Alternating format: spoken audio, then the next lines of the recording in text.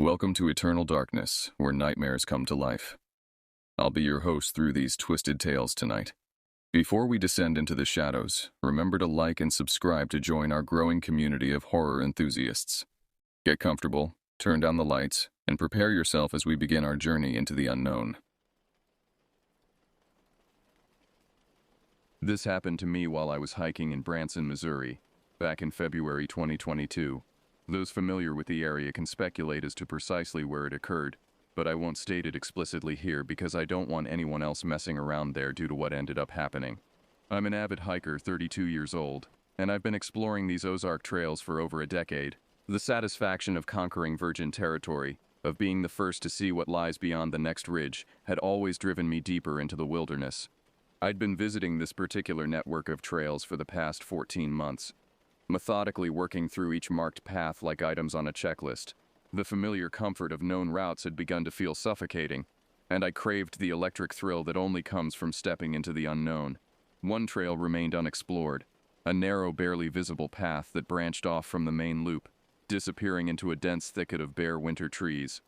The morning I decided to tackle this final route, the February air bit at my exposed skin with unusual ferocity. Fog clung to the valleys like smoke from some massive unseen fire, and the overcast sky pressed down with an oppressive weight that made breathing feel labored. My hiking boots crunched through patches of old snow and brittle leaves as I located the trailhead, marked only by a small weathered post that looked like it hadn't been maintained in years. The path immediately felt different from the others. Where the main trails were wide and well maintained, this one was narrow, barely 2 feet across, forcing me to push through branches that scraped against my jacket with sounds like fingernails on chalkboard. The trees seemed to lean inward, creating a tunnel effect that blocked out most of the already dim daylight. Every step forward felt like a descent into something darker than just the physical landscape. 20 minutes into the hike, the trail began to descend sharply. My legs burned as I navigated the treacherous slope, using exposed roots and rocks as handholds. The silence was absolute. No bird calls, no rustling leaves, nothing but the sound of my own labored breathing and the occasional crack of a branch underfoot. It was the kind of silence that makes you hyper-aware of your own heartbeat, that makes you wonder if you're truly alone. That's when I first noticed something ahead, partially obscured by the skeletal remains of winter vegetation. From a distance, it looked like a large camping backpack, the kind experienced hikers use for multi-day expeditions. My first thought was that someone had lost their gear, possibly fallen and abandoned it. But as I approached, squinting through the gray afternoon light, the shape resolved into something far more unsettling.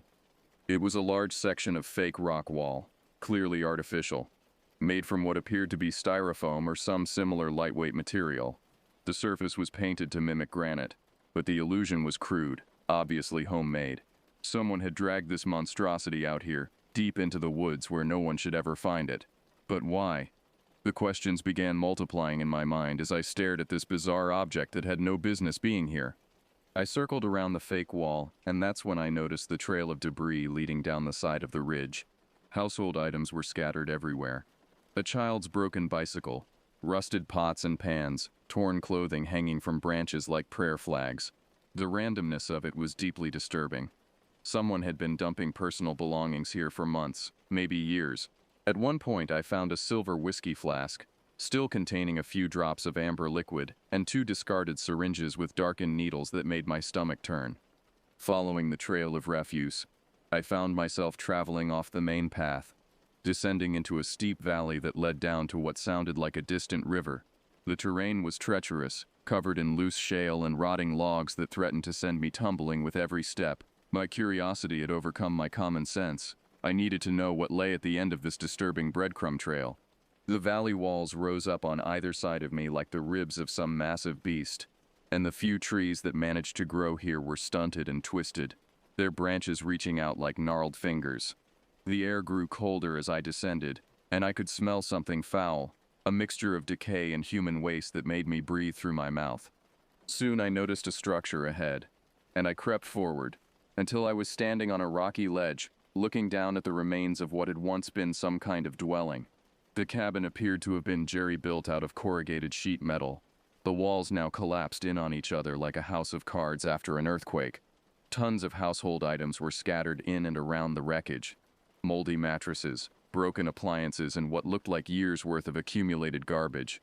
Several trees were lying on top of the debris, but what made my skin crawl was the realization that these hadn't fallen naturally. The stumps were clean cuts, obviously made with a chainsaw or axe. Someone had deliberately felled these trees onto the structure. The trees below the shack had also been chopped down, their massive trunks leaning forward at impossible angles, creating a barrier that would make the ruins nearly impossible to reach. The more I stared at this scene, the more wrong it felt. This was public land, designated for hiking and recreation. Who would build an illegal structure here? And more importantly, who would destroy it in such a violent, deliberate way? The whole thing reeked of some kind of territorial dispute or revenge. Something dark and personal that had played out in this hidden valley.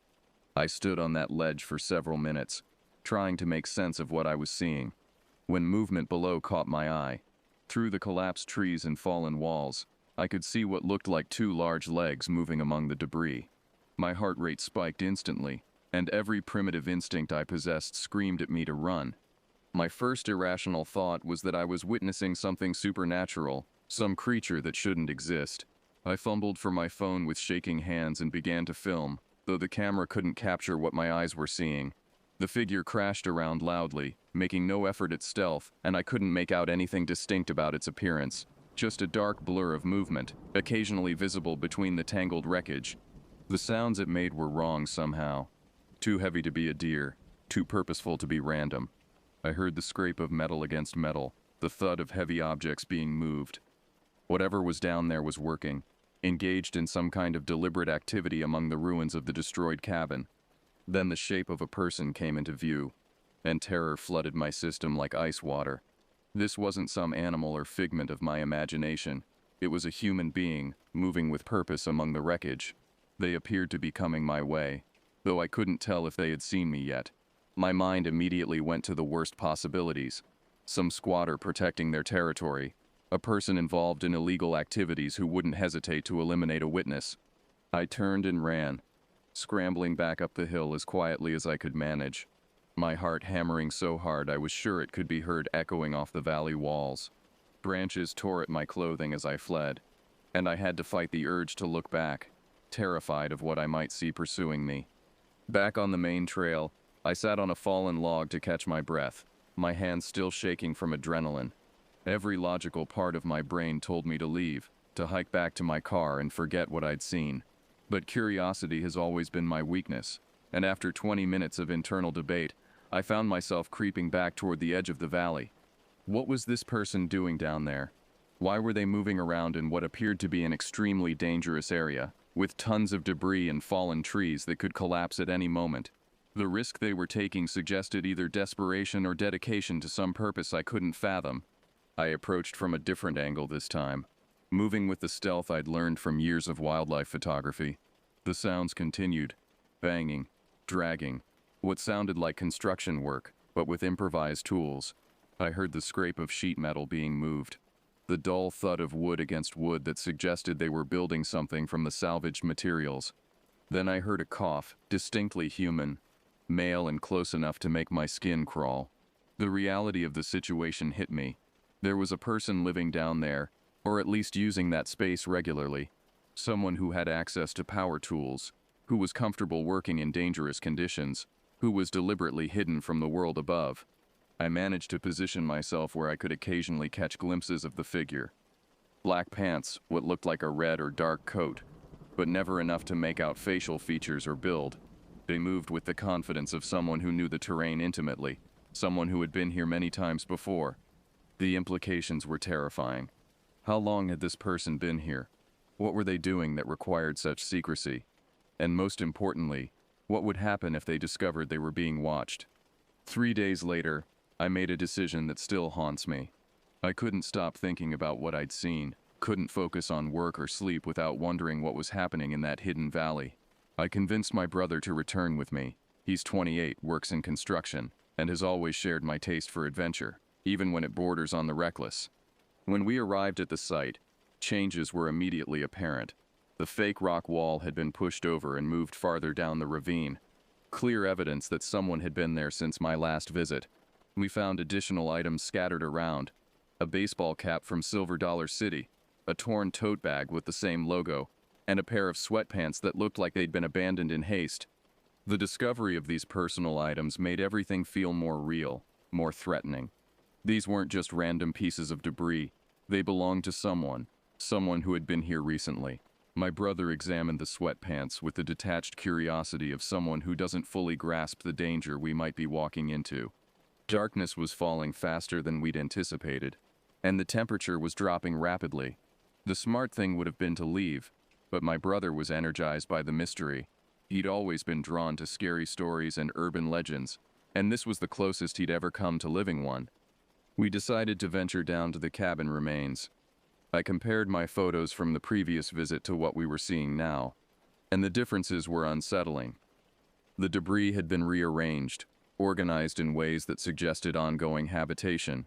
Someone was definitely living here, or at least using this space regularly. As full darkness settled over the valley, we had to make a choice: leave or continue our investigation by phone light. Against all better judgment, we chose to continue. The adrenaline of fear was intoxicating, and we both craved the story we'd have to tell if we survived whatever we were about to encounter. We called out periodically as we descended, ostensibly to avoid surprising anyone who might be present, but really because the silence was becoming unbearable. Our voices echoed off the valley walls and came back to us distorted, adding to the surreal atmosphere of our descent into what felt increasingly like someone else's private hell. I'd grabbed a heavy glass bottle as a weapon, hardly adequate, but it made me feel slightly less vulnerable. My brother had found a rock that fit comfortably in his hand. We were two grown men, armed with garbage, descending into the domain of someone who had demonstrated both the skill and motivation to build and destroy structures in one of the most inaccessible locations in the county. When we reached the ruins, now barely visible in the darkness, we stopped to listen. I heard what sounded like water trickling, which seemed wrong. I hadn't noticed any streams on my previous visit. The sound was too regular, too consistent to be natural runoff. It sounded almost artificial, like water being poured or redirected through pipes.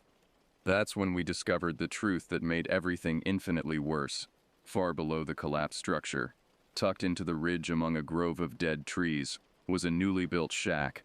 We were now parallel to it, and even in the darkness, the structure was clearly visible because of its bright white walls, fresh sheet metal that reflected what little ambient light filtered down through the canopy. This wasn't some temporary shelter or storage shed. This was a permanent dwelling, complete and inhabited. Someone had not only been salvaging materials from the destroyed cabin above, but had been systematically constructing a new home in an even more remote and inaccessible location. The implications were staggering. This person wasn't just camping or squatting temporarily. They had established a permanent residence on public land, hidden so well that park rangers would never find it unless they specifically knew where to look. They had water access, building materials, and the skills to construct shelter in terrain that would challenge experienced mountaineers. We crouched in the darkness, studying the white walls of the structure below, when I noticed a dark shadow against the bright metal. At first I thought it might be a tree stump or piece of equipment, but something about its placement made me nervous. I called out softly, "Hello?" hoping to make contact on our terms rather than being discovered accidentally. The silence that followed was more terrifying than any response could have been. It was the silence of someone listening, calculating, deciding how to handle the intrusion. My brother had his phone light on, and I was filming, though the camera was capturing nothing but darkness punctuated by brief glimpses of white metal. We were still talking softly, joking nervously about the possibility of encountering something supernatural, when a voice cut through the night air with terrifying clarity. "Y'all better get out of here before you get shot." The words were spoken calmly, without emotion, which made them infinitely more frightening than any scream or threat could have been. This wasn't the voice of someone trying to scare us away. It was the voice of someone stating a simple fact, delivering a promise they were fully prepared to keep.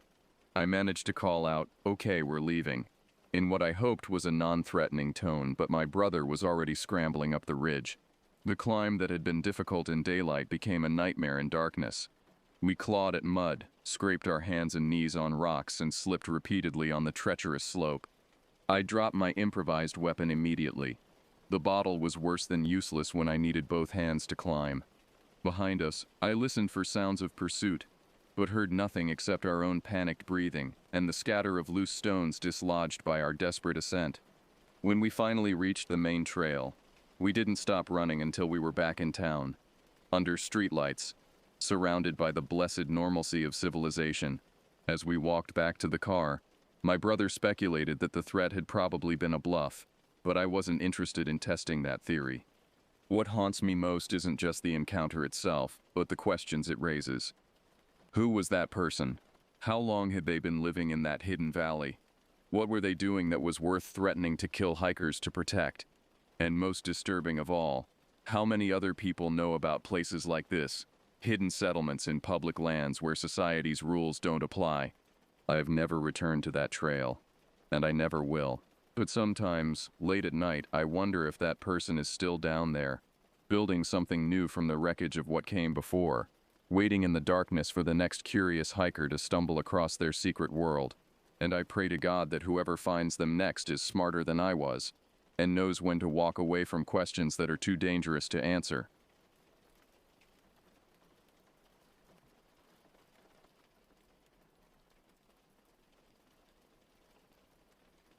The dense canopy of pine trees loomed overhead, their branches stretching like gnarled fingers across the darkening sky. As I trudged along the narrow trail, my backpack heavy with camping gear, I couldn't shake the feeling that something was watching me.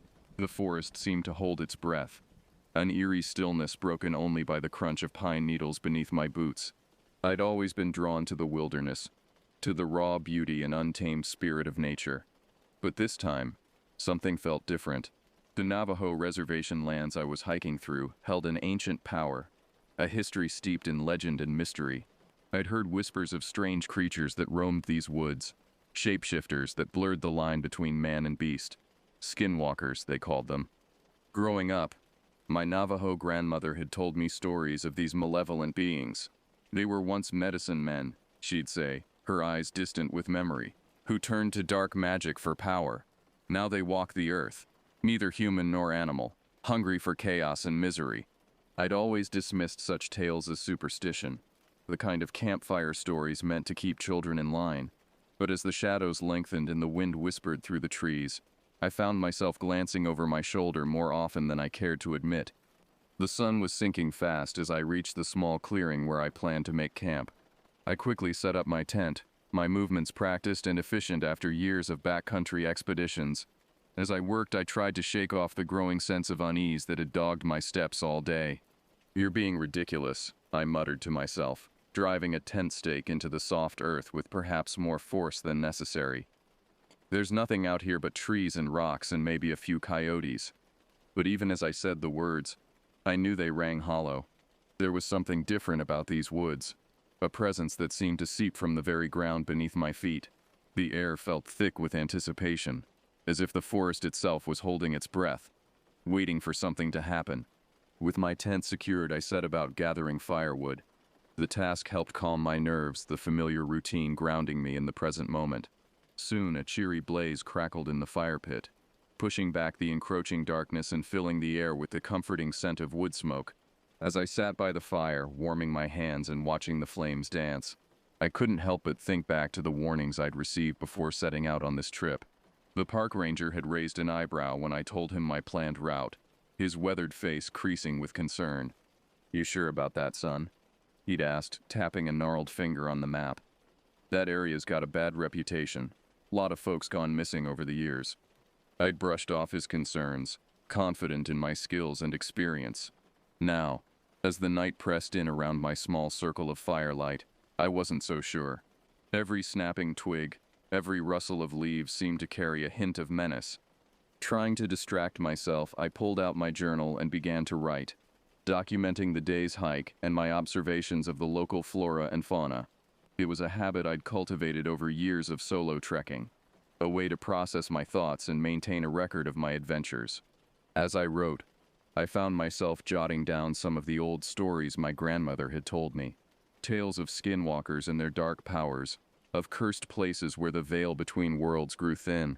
I sketched crude drawings in the margins, a coyote with human eyes, a man's face twisted into something bestial and wrong. The act of writing calmed me somewhat, and I began to feel foolish for letting my imagination run wild. I was a grown man after all, with years of wilderness experience under my belt. What did I have to fear from old legends and campfire tales? But just as I was about to close my journal and turn in for the night, a sound cut through the quiet crackle of the fire. It was a howl, but unlike anything I'd ever heard before. It started low, almost human, before rising to a pitch that sent shivers down my spine. It was a sound of hunger, of rage, of something ancient and primal. I froze, my pen hovering above the page. Every muscle in my body tensed. The howl faded, leaving behind a silence so profound it seemed to press against my eardrums. Then, from somewhere in the darkness beyond my campfire's glow, came the snap of a breaking branch. Something was out there, watching me. And in that moment, as fear clawed its way up my throat, I knew with bone-deep certainty that the old stories were true. The legends were real, and I was no longer alone in these woods. The snap of the branch galvanized me into action. I scrambled to my feet, my heart pounding so hard I could feel it in my throat. My eyes strained against the darkness, searching for any sign of movement beyond the flickering circle of firelight. "Hello?" I called out, hating how my voice quavered. "Is someone there?" Only silence answered me, a silence so complete it seemed to swallow my words. I fumbled for my flashlight, cursing my shaking hands as I struggled to switch it on. The beam cut through the darkness, illuminating the twisted trunks of pine trees and dancing over dense underbrush. For a moment I saw nothing out of the ordinary. Then, just at the edge of the light's reach, I caught a glimpse of movement. Something large and dark slipped between the trees. There and gone so quickly I almost thought I'd imagined it, but the prickling of my skin and the cold sweat beading on my forehead told me otherwise. I retreated to my tent, zipping myself inside as if the thin fabric could offer any real protection. Sleep was out of the question. I lay awake, every sense hyper-alert, listening to the night sounds of the forest. The usual chorus of crickets and nightbirds was strangely absent, replaced by an oppressive silence broken only by the occasional rustle of leaves or snap of a twig. As the night wore on, exhaustion began to overtake fear. My eyelids grew heavy, and I found myself drifting off despite my best efforts to stay awake. Just as I was about to succumb to sleep, a sound jolted me back to full alertness. Footsteps. Slow, deliberate footsteps circling my tent. I held my breath, straining my ears. The footfalls were unlike anything I'd heard before. Not quite human, not quite animal. They moved with an unnatural gait, as if whatever was out there was unused to walking on two legs. The steps paused directly outside my tent. I could hear breathing now, deep and ragged. A shadow fell across the tent wall, backlit by the dying embers of my campfire. It was roughly human-shaped, but somehow wrong. Too tall, too thin, with limbs that seemed oddly jointed. I lay there paralyzed with terror, as the shadow lingered. Minutes stretched into what felt like hours. Then, finally, the footsteps resumed, moving away from my tent and fading into the forest. I didn't sleep at all that night. As the first gray light of dawn filtered through the trees, I emerged from my tent, half convinced I'd find signs of my nighttime visitor. But the campsite was undisturbed. No footprints marked the ground. No branches were broken in the underbrush. If not for the bone-deep exhaustion that weighed on me, I might have believed it had all been a nightmare. But as I packed up my gear with trembling hands, I knew the truth. Something had been out there in the darkness, and I had a sickening feeling that this was only the beginning. I hiked for hours that day, pushing myself harder than usual in an attempt to put as much distance as possible between myself and the previous night's campsite. The forest seemed different in the daylight, less menacing, but still charged with an energy I couldn't quite explain. As the sun climbed higher in the sky, I began to encounter other hikers on the trail. The sight of fellow humans should have been reassuring, but instead, it only heightened my unease. Each face I passed seemed to hold a hint of wariness, a shadow of fear that mirrored my own. Around midday, I stopped to rest near a small stream. As I sat on a moss-covered log, refilling my water bottle, I heard the crunch of approaching footsteps. An old man emerged from the trees, his weathered face creased with lines that spoke of a lifetime spent outdoors. "You shouldn't be here, young man," he said without preamble. his dark eyes fixed on me with unsettling intensity. I blinked, taken aback by his abruptness. Excuse me? The old man shook his head, leaning heavily on a gnarled walking stick. These woods ain't safe, especially not for outsiders. There's things here that don't take kindly to trespassers. A chill ran down my spine as I remembered the events of the previous night. What kind of things? I asked, though part of me dreaded the answer. The old man's eyes darted around, as if checking to make sure we were alone. When he spoke again, his voice was low and urgent. The people call them Yi Naldlushi, skinwalkers. They were once human, medicine men who turned to dark magic. Now they're something else entirely. Not quite human, not quite beast. I wanted to dismiss his words as the ramblings of a superstitious old man, but the memory of that inhuman shadow outside my tent was still too fresh. I think I might have seen something last night, I admitted. The old man's expression grew grave. Then you're already marked. They'll be coming for you now, make no mistake. Coming for me, I echoed, a knot of fear tightening in my stomach. What do you mean? Skinwalkers feed on fear and suffering, he explained. Once they've chosen a victim, they'll torment them, drive them to the brink of madness. And then, when the poor soul is at their weakest, he trailed off. But the implication was clear. I swallowed hard, trying to keep my voice steady as I asked, how do I stop them? The old man shook his head. You can't stop them, son. Best you can do is try to survive. Get out of these woods as fast as you can, and whatever you do, don't let them catch you after dark. With that ominous warning, he turned and disappeared back into the forest, leaving me alone with my growing dread. I sat there for a long time, the gentle burble of the stream a stark contrast to the turmoil in my mind. Part of me wanted to heed the old man's advice, to turn back and flee these haunted woods. But a larger part, driven by a mix of stubbornness and morbid curiosity, urged me to press on. I had come here seeking adventure, after all. And what greater adventure could there be than confronting the stuff of legend? As I shouldered my pack and continued down the trail, I tried to convince myself that I was making the right choice. I was an experienced hiker, well prepared for the challenges of the wilderness. Surely I could handle whatever these woods might throw at me. But as the day wore on, and the shadows began to lengthen once more, I couldn't shake the feeling that I was making a terrible mistake. The forest seemed to close in around me, the trees looming ever taller, their branches reaching out like grasping fingers. Every rustle in the underbrush, every distant bird call sent my heart racing. More than once I caught glimpses of movement just at the corner of my vision. A flicker of something dark and swift, always gone before I could get a proper look. By the time I made camp that evening, my nerves were stretched to the breaking point. As I went through the motions of setting up my tent and gathering firewood, I found myself jumping at every sound, my eyes constantly scanning the deepening shadows. The old man's warning echoed in my mind. Don't let them catch you after dark. As night fell and the first stars began to appear overhead, I huddled close to my campfire, willing its warm glow to keep the terrors of the forest at bay.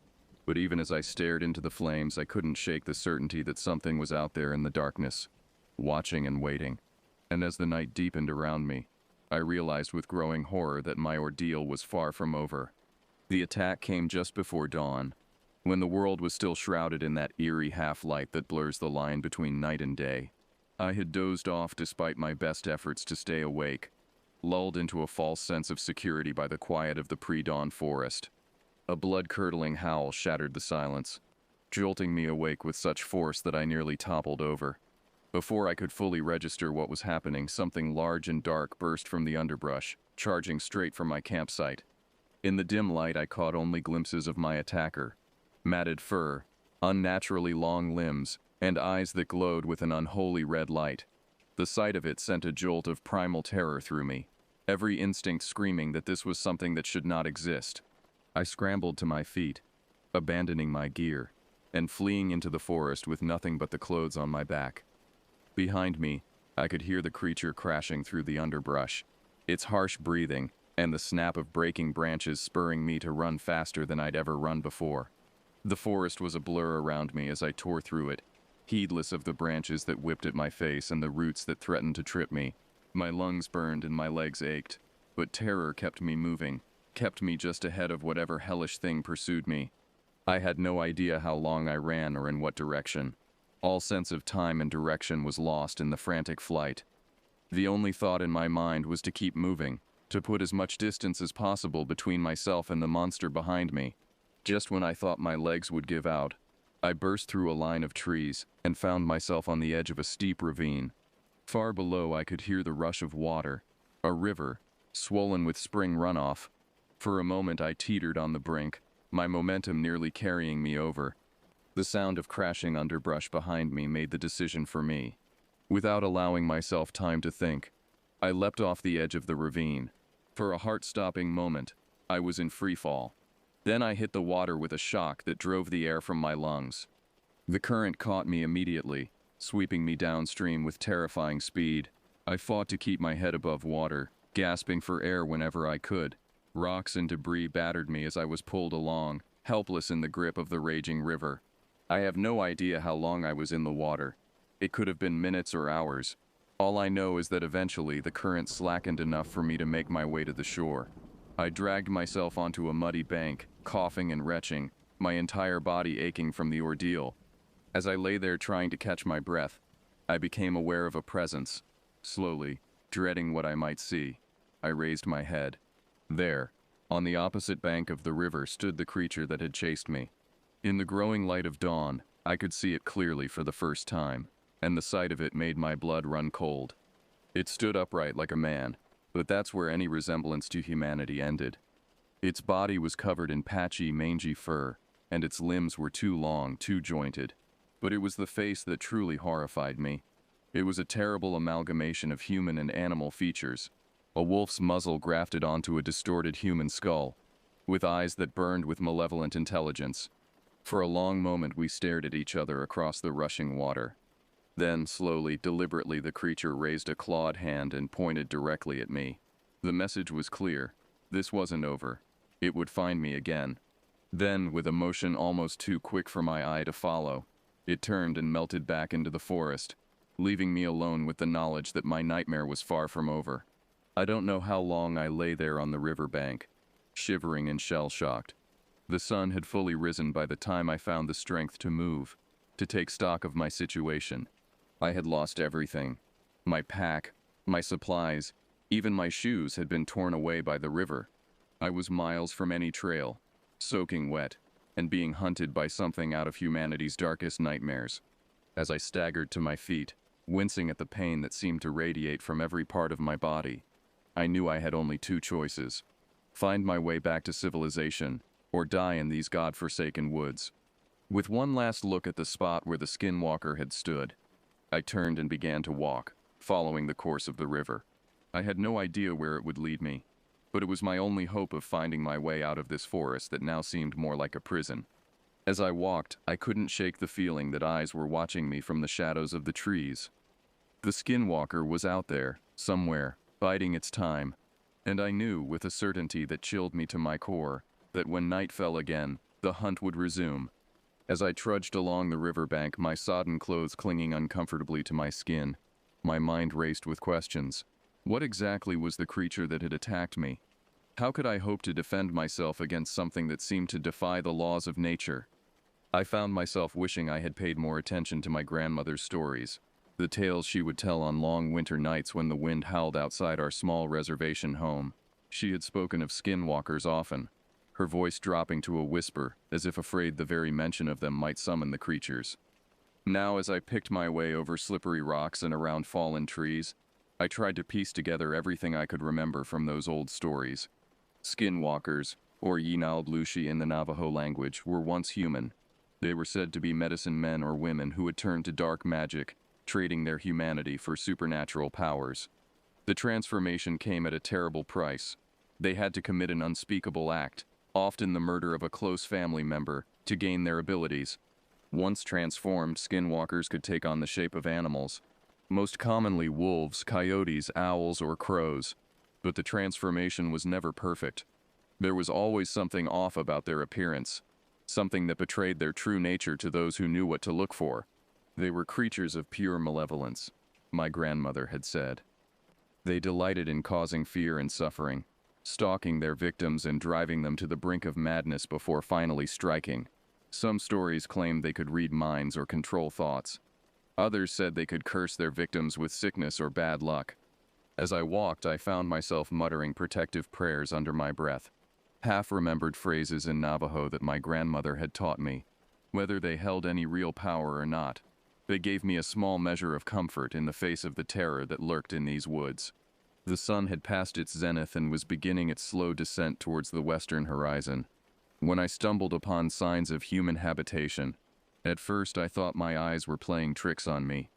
After hours of nothing but wilderness, the sight of a small, ramshackle cabin seemed almost too good to be true. As I approached, I saw that the cabin was old and clearly abandoned. The wood was weathered gray, and vines crept up the walls. The windows were dark, some of the panes cracked or missing entirely. But it was shelter, and at that moment, it looked like salvation. I pushed open the creaking door and stepped inside, my eyes taking a moment to adjust to the gloom. The interior was sparse. A rusty wood stove in one corner, a sagging bed frame against the far wall, and a few shelves lined with dusty jars and old books. It was the books that caught my attention. Moving closer, I saw that many of them were handwritten journals, their leather covers cracked and faded with age. With trembling hands, I pulled one from the shelf and opened it. The pages were filled with a spidery, almost frantic handwriting. As I began to read, I realized I had stumbled upon something extraordinary. The personal records of someone who had devoted their life to studying skinwalkers. The author, whose name was never given, wrote of encounters with the creatures, of rituals to ward them off, and of the terrible price paid by those who sought to become skinwalkers. There were detailed drawings, too, sketches of half-human, half-animal monstrosities that made my skin crawl. One passage in particular caught my eye. The skinwalker's power is rooted in fear. They feed on it, grow stronger from it. To face one is to face your deepest terrors made flesh. But therein lies their weakness. Conquer your fear, and you rob them of their strength. Stand firm in the face of their horror, and they become little more than twisted shadows, powerless in the light of human courage. I read until the fading light made it impossible to continue. As darkness fell, I barricaded the cabin door as best I could and huddled in a corner, the journal clutched to my chest like a talisman. Outside, I could hear the forest come alive with night sounds, the hoot of an owl, the rustle of small animals in the underbrush. But underneath it all was a deeper silence, a waiting stillness that set my nerves on edge. I knew the skinwalker. As night deepened, the sounds of the forest grew more ominous. Every creak and rustle seemed amplified, my senses hyper-aware of the danger lurking in the darkness. I sat with my back against the wall, the old journal open on my lap, desperately searching for any information that might help me survive. A sudden silence fell over the woods, so complete it made my ears ring. Then, from somewhere in the darkness came that terrible howl, the same unearthly sound that had heralded the skinwalker's first attack. My heart pounded as heavy footsteps approached the cabin. There was a moment of stillness, then a thunderous impact as something slammed against the door. The flimsy barricade I'd constructed shuddered but held. Another impact. Wood splintered. I scrambled to my feet, looking wildly around for a weapon, anything I could use to defend myself. My eyes fell on the rusty wood stove. Next to it lay a cast-iron poker, forgotten by the cabin's previous occupant. I lunged for it just as the door burst inward with a crash of splintering wood. The skinwalker filled the doorway, its misshapen form silhouetted against the night sky. Those glowing red eyes fixed on me, filled with hunger and malice. For a moment we stood frozen, hunter and prey locked in a terrifying tableau. Then, with a snarl that was more felt than heard, the creature sprang at me. I swung the poker wildly, more out of panic than any real skill. By sheer luck, the iron connected with the skinwalker's shoulder, eliciting a howl of pain and rage. The creature recoiled, giving me just enough time to dart past it and out into the night. The chase resumed, but this time I had a destination in mind. I ran through the dark forest, branches whipping at my face, the skinwalker's harsh breathing close behind me. I could hear it crashing through the underbrush, gaining on me with every stride. Just when I thought my legs would give out, I burst into a small clearing. In the center stood a circle of standing stones, ancient and weathered. I recognized it from a drawing in the journal, a sacred site used by shamans in rituals of protection and power. Without hesitation, I sprinted to the center of the circle. As I crossed the threshold between the stones, I felt a tingling sensation, as if I'd passed through an invisible barrier.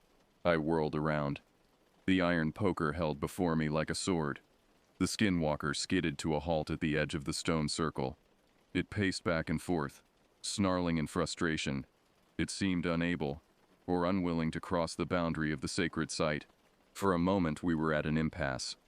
I stood in the center of the circle, panting heavily, while the skinwalker prowled its perimeter. Its red eyes never left me, burning with a hatred that was terrifyingly human. Then, slowly, the creature began to change. Its form shimmered and blurred, melting like wax. When it solidified again, a man stood before me, or something that looked like a man. He was tall and gaunt, with long gray hair and skin that seemed to hang loosely on his frame, but his eyes were the same, glowing red orbs filled with malevolence. "You can't stay in there forever," the skinwalker said, its voice a rasping growl that scraped against my ears. "Sooner or later you'll have to come out, and when you do, I'll be waiting." I gripped the poker tighter, my palms slick with sweat. "Why are you doing this?" I demanded, trying to keep the fear from my voice. "Why me?" The skinwalker's mouth stretched into a grotesque parody of a smile, revealing teeth that were too sharp, too numerous. "Why not you?" it hissed. "Your fear is exquisite. I haven't tasted terror like yours in a very long time."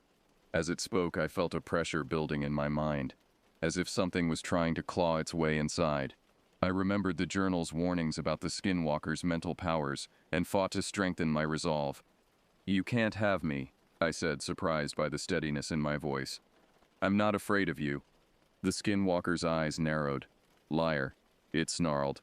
"I can smell your fear. It rolls off you in waves." But even as it spoke, I realized something. Yes, I was afraid, terrified in fact, but underlying that fear was something else.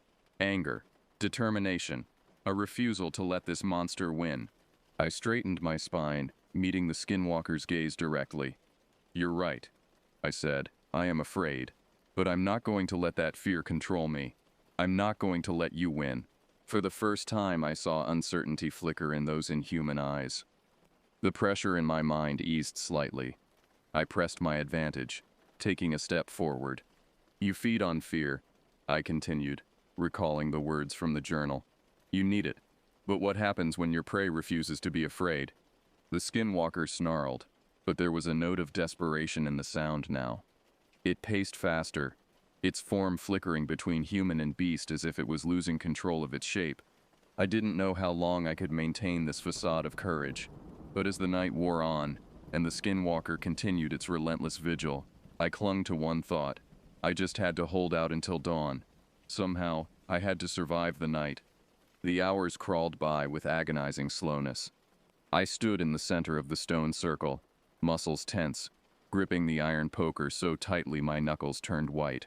The skinwalker never stopped its restless pacing, alternating between its bestial form and the grotesque human shape it had revealed. Sometimes it fell silent for long stretches, watching me with those burning red eyes. Other times it spoke, its words a mix of threats and temptations, trying to lure me out of the protective circle. "You're only prolonging the inevitable," it growled during one of these periods. "Come out now, and I promise to make it quick. Stay, and I'll ensure your last moments are filled with such exquisite agony that you'll beg for death." I said nothing, focusing on controlling my breathing, on not showing the fear that still churned in my gut. The journal had been clear. Engaging with a skinwalker, even verbally, could give it power over you. As the night wore on, exhaustion began to take its toll. My legs trembled with the effort of standing, and my eyes burned with the need for sleep. Several times, I caught myself starting to drift off, only to jerk awake with a surge of panic. The skinwalker noticed my fatigue. Its attacks became more frequent, more vicious. It hurled itself at the invisible barrier of the stone circle, howling in rage and frustration when it was repelled. Each impact sent a shudder through the air, like ripples in a pond. During one of these assaults, I noticed something that gave me a glimmer of hope. The skinwalker seemed to be weakening. Its movements were slower, less coordinated. The shifts between its forms became more erratic, as if it was struggling to maintain its shape. I remembered what I'd read in the journal about the nature of skinwalkers. They drew their power from fear and darkness. As the night waned and my own terror began to subside, replaced by a numb sort of determination, was the creature growing weaker? This realization gave me strength. I straightened my posture, lifting my chin defiantly. "You're the one prolonging the inevitable," I called out, my voice hoarse but steady. "The night's almost over. What happens to you when the sun comes up?" The skinwalker snarled, a sound of pure hatred. "Fool! Do you think the light will save you? I am eternal, undying. I'll hunt you to the ends of the earth." But there was an edge of desperation in its voice now, a hint of fear that hadn't been there before. It redoubled its efforts to break through the barrier, hurling itself at the invisible wall again and again. I braced myself, expecting each impact to be the one that finally shattered my sanctuary. But the barrier held, and with each failed attempt, the skinwalker's fury seemed to drain a little more of its strength. As the eastern sky began to lighten, the creature's attacks became frantic, almost panicked. It shifted rapidly between forms: wolf, coyote, owl, man, as if unable to settle on a single shape. "This isn't over," it hissed, its voice distorting as it spoke. "You've won nothing. I'll find you again when you least expect it. You'll spend the rest of your life looking over your shoulder, jumping at shadows. Your fear will sustain me, even if I can't taste your flesh." The first rays of sunlight crept over the horizon, painting the sky in shades of pink and gold. As the light touched the standing stones, they seemed to come alive, glowing with an inner fire. The skinwalker howled, a sound of agony and defeat. Its form began to dissolve, wisps of shadow streaming away like smoke in the wind. Those terrible red eyes fixed on me one last time, filled with a hatred so intense it made me flinch. Then, as the sun cleared the treetops and flooded the clearing with light, the skinwalker simply ceased to be. One moment it was there, a roiling mass of shadow and malevolence. The next it was gone, leaving nothing behind but a lingering sense of wrongness in the air. I stood there for a long time, unable to quite believe it was over. My legs finally gave out, and I sank to my knees in the dew-wet grass. The iron poker slipped from my nerveless fingers as the full weight of what I'd endured crashed over me. Exhaustion, relief, and lingering terror warred within me. I don't know how long I knelt there, shaking and gasping for breath, but gradually I became aware of the normal sounds of the forest returning. Birdsong, the rustling of small animals in the underbrush. The nightmare was over. I had survived the night. But as the adrenaline faded and my mind cleared, I realized that my ordeal might not be truly finished. The skinwalker's final threat echoed in my memory. Would I ever really be safe? Or would I spend the rest of my life looking over my shoulder, wondering if every shadow concealed a monster? With trembling legs, I forced myself to stand. I had to get out of these woods, find my way back to civilization. And then I had some serious thinking to do about the nature of reality and the things that lurk in the dark corners of the world. As I stumbled out of the stone circle and began the long trek back towards what I hoped was safety, one thought kept repeating in my mind. Nothing would ever be the same again. The journey out of the forest was a blur of exhaustion and paranoia. Every snapping twig made me flinch. Every shadow seemed to hide potential threats. But no skinwalker appeared. No monstrous shape lunged from the underbrush.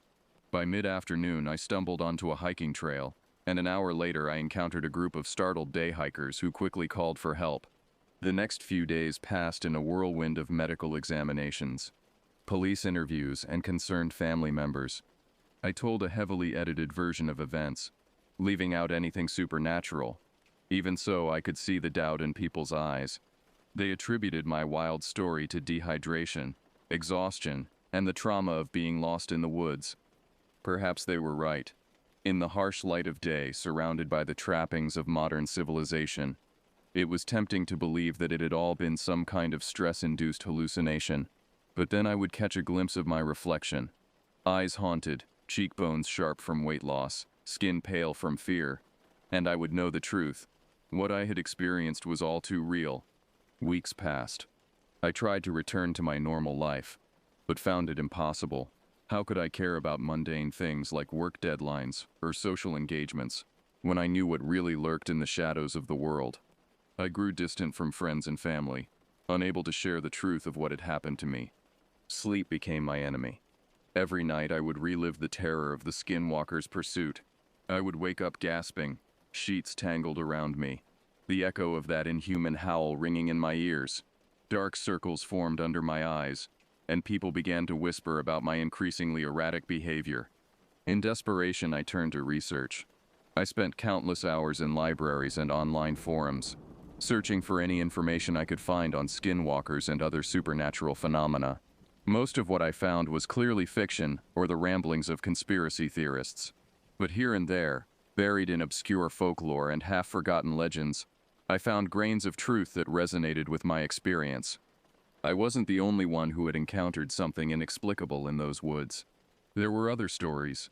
Hikers who had gone missing, only to return days or weeks later with no memory of where they had been.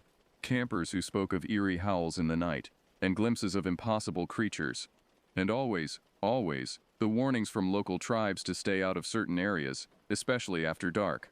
As I dug deeper, I began to see patterns. The skinwalker that had hunted me wasn't an isolated incident. There were similar legends all over the world, shapeshifters and night creatures that preyed on human fear. The names and details varied, but the core was always the same. Beings that straddled the line between human and animal, that drew power from terror and darkness. Slowly, a plan began to form in my mind. I couldn't simply return to my old life, pretending that nothing had changed. The skinwalker had opened my eyes to a hidden world, a reality that most people never glimpsed. I had a responsibility now, to learn more, to understand these creatures, and perhaps find ways to protect others from them. It wasn't an easy decision. I knew that pursuing this path would mean leaving behind everything familiar, potentially putting myself in danger again. But I also knew that I would never be able to rest, never be able to feel truly safe, until I understood more about what I had experienced. So I made my preparations quietly. I liquidated my assets, said goodbye to puzzled friends and worried family members, and set out on a journey with no clear destination. My goal was simple if daunting, to seek out other encounters with the supernatural, to gather knowledge and perhaps find others who had experienced similar things. As I write these words, I'm sitting in a small motel room in northern Arizona. Tomorrow I'll be meeting with a Navajo elder who has agreed to speak with me about the legends of his people. From there, who knows? There are stories to investigate in the Pacific Northwest, in the bayous of Louisiana, in the remote forests of Eastern Europe. I don't know where this path will lead me. I don't know if I'll ever truly understand what happened to me in those woods, or if I'll find a way to protect others from similar encounters. But I do know this: the world is stranger and more terrifying than most people realize. There are things out there in the darkness, ancient and powerful beings that view humanity as little more than prey. But we're not helpless. Knowledge is power. Understanding these creatures, learning their weaknesses, might be our best defense against them. And so I'll continue my search, continue to delve into the shadows of the world. Sometimes, late at night when the memories are particularly vivid, I wonder if I made the right choice. Wouldn't it have been easier to try to forget, to dismiss my encounter as a bad dream or a moment of madness? Perhaps, but then I remember the skinwalker's final threat, that I would spend the rest of my life looking over my shoulder, jumping at shadows. If that's to be my fate, I'd rather face those shadows head on. I'd rather shine a light into the darkness and see what's really there. Because in the end, that's the only way to truly conquer our fears, to face them, understand them, and refuse to let them control us. The skinwalker opened my eyes to a hidden world. Now it's up to me to explore it, to map the boundaries between the known and the unknown. It's a daunting task, but also an exhilarating one, because who knows what other wonders and terrors I might discover along the way. As I prepare for sleep, knowing that nightmares likely await me, I find comfort in one thought. I survived my encounter with the skinwalker. I faced one of the most terrifying creatures imaginable, and lived to tell the tale. Whatever else this journey might bring, I'll face it with the knowledge that I'm stronger than I ever knew. The shadows may be deep, and the creatures within them terrifying. But as long as there are those willing to shine a light into the darkness, there's hope. And that, in the end, is what keeps me going. That's what drives me forward into the unknown.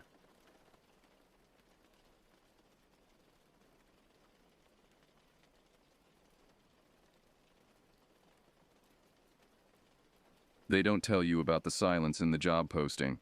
Park Service Bulletin 447B lists the requirements: wilderness first aid certification, backcountry navigation experience, search and rescue training. It mentions the isolation, Gifford Pinchot National Forest, Station 19, 47 miles from the nearest town. What it doesn't mention is how the silence presses against your eardrums like water pressure at depth. I'd been working Yellowstone for 6 years when the transfer came through. Budget cuts, they said. Restructuring. But Mitchell, who'd been running stations since the 80s, pulled me aside after the meeting. "You ever hear of David Paulides?" he asked, sliding a worn paperback across his desk. Missing 41. I'd seen it in airport bookstores. Man documents disappearances in national parks. Hundreds of them. People who vanish without a trace. "Sir, I've worked plenty of missing person cases. Not like these." He tapped the book. "Read it on your drive out. And when you get to Station 19, find the previous ranger's logs. Hendricks. Good man. Thorough." He left suddenly. The drive from Wyoming took 2 days. I read Pollitt's book at a motel in Boise. Fluorescent light flickering as I turned pages about children found miles from where they'd disappeared. Experienced hikers who vanished on familiar trails. Bodies discovered in places already searched. The book mentioned something else too. Reports dating back to indigenous oral histories. Large bipedal figures. Unusual sounds. The smell of wet dog and rotting meat. Station 19 sat at the end of a Forest Service road that turned to gravel, then dirt, then barely a suggestion between the Douglas firs. The cabin was older than I'd expected. Logs dark with age. Solar panels on a metal roof. A radio tower that looked like it hadn't been serviced in years. Inside, everything was exactly as Hendricks had left it. Coffee mug on the desk, half full, jacket on the hook, boots by the door. The logbook lay open to an entry dated 3 weeks ago. Day 347, 2:14 a.m. Knocking again. Same pattern as before. 3 heavy knocks. Pause. 3 more. Circled the cabin twice with spotlight. Nothing. No tracks in morning. Beginning to think. The entry stopped mid-sentence. I spent that first week getting oriented. The station covered roughly 200 square miles of old-growth forest, accessible only by a network of poorly maintained trails. My duties were standard: trail maintenance, wildlife surveys, assisting hikers, search and rescue when needed. The radio connected me to the main ranger station 60 miles south, though atmospheric conditions meant it only worked reliably for a few hours each morning. I found Hendricks's other logbooks in a supply closet, 23 volumes spanning 8 years. His early entries were routine: trail conditions, weather, wildlife sightings. But starting 3 years ago, the tone changed. Day 1095. Hiker reported wood knocking near Beacon Rock Trail. Investigated. Found several trees with bark stripped at 9 to 10 foot height. Deep gouges in trunk. Not consistent with bear activity. Day 1. 2128. Another missing hiker. Jennifer Walsh, 34, experienced backpacker. Last seen on PCT near White Pass. Search terminated after 72 hours. No trace. This makes 7 in my sector. Day 1, 203. Can't shake the feeling of being watched. Installed trail cams at key positions. Memory cards keep disappearing. Not damaged or destroyed, removed. Cleanly. No human tracks nearby. The entries grew more erratic. Sketches in the margins. Footprints far too large to be human. Stick structures found deep in the forest where no trails ran. Reports of a smell that made experienced outdoorsmen vomit. And always the knocking. I'd been at Station 19 for 2 weeks when I heard it myself. 3 in the morning. I woke not to sound, but to its absence. The sudden cessation of insects, birds, even the wind. Then it came. 3 deliberate knocks against the cabin wall. Heavy, measured. The logs groaned under the impact. I reached for my service weapon. Flashlight in the other hand. The knocking came again, this time from the opposite wall. I could track its movement, north wall, east, south, completing a circuit of the cabin. Always 3 knocks, always that same deliberate rhythm. I didn't go outside that night. I sat in the center of the cabin, weapons drawn, until dawn crept through the windows. When I finally ventured out, I found nothing. No tracks, no disturbed vegetation. The trail cameras showed only empty forest. But there was a smell, faint but unmistakable. Wet dog and something else. Something that made my primitive brain scream warnings I couldn't quite translate into words. I began to understand why Hendricks had left his coffee unfinished. The call came in on my third week. Staticky, broken by distance and mountains, but the urgency cut through clear enough. Station 19. This is dispatch. We have a missing child. Beacon Rock Trail area. Mother reports. Static swallowed the words. Approximately 4 hours. Search and rescue mobilizing, but you're closest. Maya Chen, age 9. Red jacket, pink backpack with unicorns. Last seen gathering pine cones while her parents set up camp. They'd looked away for maybe 5 minutes. I knew the area. Beacon Rock Trail ran along a ridge 2 miles from the station, popular with day hikers for its views. Easy terrain, well marked. No reason for a child to get lost if she stayed anywhere near the trail. The parents were where I'd expect to find them, at the exact spot their daughter had vanished. The father pacing a tight circle while the mother sat on a log, staring at nothing. They looked up at my approach with a particular combination of hope and terror I'd seen too many times. She was right here, the mother said before I could speak. Right here. I was getting the tent stakes out. Robert was clearing the fire ring. And Maya was... She gestured at a spot maybe 20 feet away. She wouldn't have wandered off. She knows better. I started with standard procedure. Grid search pattern. Calling Maya's name every 30 seconds. Checking obvious hiding spots. The parents had already done this, of course, but panic makes people miss things. I found her pine cones scattered near a massive Douglas fir, and something else. The bark was shredded at shoulder height, not claw marks. I'd seen plenty of those. This looked almost like something had gripped the tree hard enough to tear through the outer bark. The damage continued up the trunk to about 10 feet. Did you hear anything? I asked the parents. When Maya disappeared, the father stopped pacing. Why would we? No, nothing. It was quiet. Too quiet, maybe. I marked the tree with flagging tape and expanded my search. The trail cameras I'd installed after reading Hendrix's logs hadn't caught anything here, but I'd placed one about a quarter-mile north. Worth checking. The camera was gone. Not damaged, gone.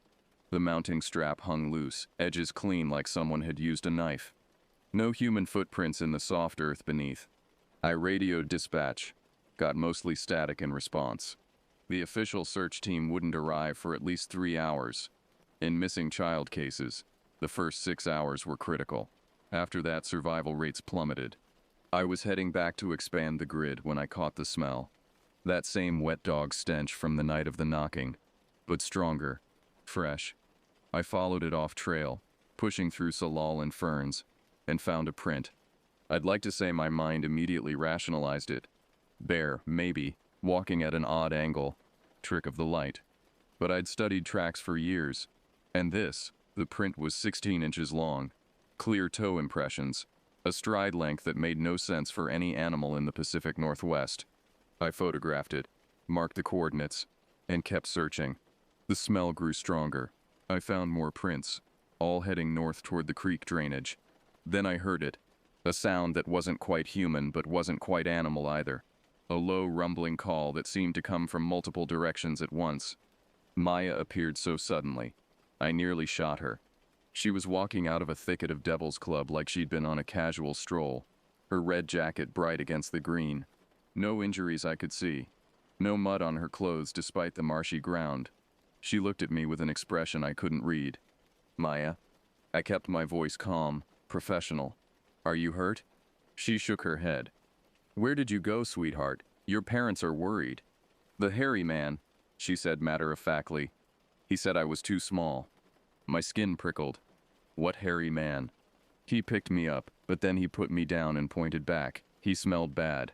She wrinkled her nose, like Chester when he needs a bath. I crouched to her level. Maya, this is important. What did he look like? She considered this.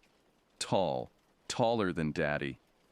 Hair all over like a bear, but he walked like a person. His eyes were, she frowned, searching for words a 9-year-old would know. Sad. His eyes were sad. I returned Maya to her parents, who dissolved into the kind of relief that looks almost like grief. I told them she'd gotten turned around but found her way back, close enough to the truth.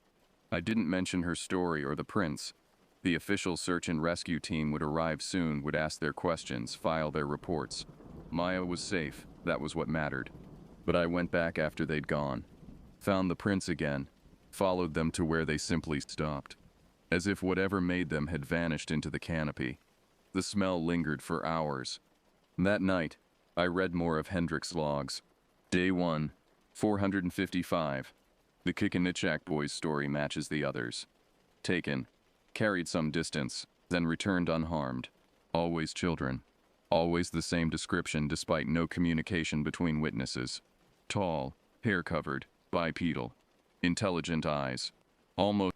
Day 1, 4092. Found Skamania County Ordinance from 1969. Killing Bigfoot prohibited. Classified as endangered species. $10,000 fine, 5 years imprisonment. How do you make laws protecting something that officially doesn't exist? The knocking came again that night. But this time, it was followed by something new. A voice, if you could call it that. Deep, resonant, almost below the range of human hearing. It spoke no words I recognized, but the meaning was clear. A warning, or maybe a question. I sat up until dawn, Hendrik's final entry running through my mind. Beginning to think they don't want to be found. Beginning to think they have reasons. Marcus Webb arrived on a Tuesday. His Toyota Tacoma loaded with enough camera equipment to stock a small studio. I was clearing Deadfall from the Beacon Rock Trail when he pulled up, all eager energy and expensive gear. You the ranger? He thrust out a hand.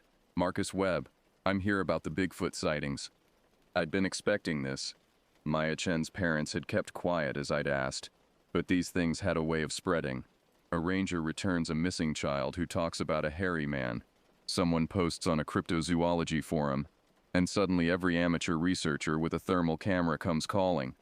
No Bigfoot sightings, I said carefully. Just wilderness and wildlife. He grinned. Right. Wildlife. Look, I'm not some crazy with a blurry photo. I'm documenting oral histories, indigenous accounts. The Cowlitz people have stories going back generations about the Stahehub.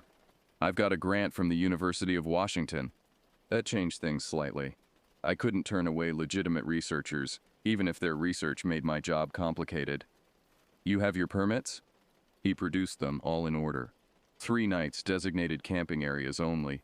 No off-trail travel without ranger accompaniment. Standard stuff. I'll be setting up cameras near water sources, he said. Completely non-invasive. And hey, if I catch some good wildlife footage, the Park Service can use it for educational materials. I gave him the usual warnings about bears and cougars, pointed out the approved camping spots, and figured that would be the end of it. But Webb was thorough. He checked in every morning via radio, filed detailed plans, stayed exactly where he said he'd be. Professional. On his second night, that changed. The radio crackled at 2:47 a.m. Ranger station, urgent. Ranger station, please respond. Webb's voice, but different. The easy confidence replaced by something thin and stretched. This is Station 19. What's your situation? I'm at Campsite 3. Something's been circling my tent for the past hour. It's a pause. It's not a bear. I was already pulling on boots, checking my weapon. Are you secure? I'm in my tent. It hasn't tried to. Christ, you need to hear this. He held the radio open. At first, just static and the whisper of wind. Then I heard it. A rhythmic huffing sound like breathing but deeper, more resonant. And footsteps. Bipedal, heavy, circling. Stay in your tent, I ordered. Do not engage. I'm 20 minutes out. Wait. It's his transmission cut to static. I made it in 15. Webb's campsite was in a small clearing surrounded by old-growth forest. His tent glowed faintly from an LED lantern inside. Still zipped shut. No sign of disturbance. No tracks. But the smell hit me before I'd even killed the ATV engine. Webb, I called out. Marcus Webb, this is Ranger Station 9. The tent unzipped slowly. Webb emerged, looking like he'd aged a decade overnight. His hands shook as he gestured around the campsite. Look at my cameras. He'd set up 6 trail cameras in a rough perimeter. Each one was turned backward, facing away from the camp. The mounting straps were intact, but the cameras had been carefully, deliberately reversed. I heard it walking, he said. For an hour, maybe more, always just outside the light. Then the footsteps stopped and I heard clicking. Mechanical clicking. I realized it was doing something to my cameras. I checked one of the units.